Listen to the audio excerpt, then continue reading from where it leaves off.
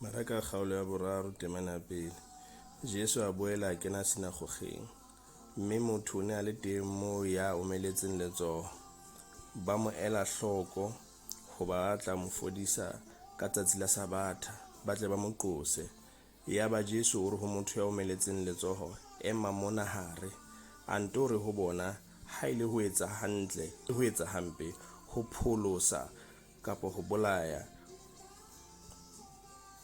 Ho lokelang ho etswa ka Sabatha ke ho fena. Empa ba kgutsa, a ba habanya ka bohale, a swabile ke bothata ba dipelo tsa bona. Ya ba o re ho motho eo, o tlolla letsoho la hao, a le otlolla. Ya ba letsoho la hae le a fola, la boela la loka jwalo ka le leng. Jwale Bafarisi ba tswela ntle, ba etsa morero le ba Heroda hodima Jesu, ho tseba hore na ba ka mmolaya jwang.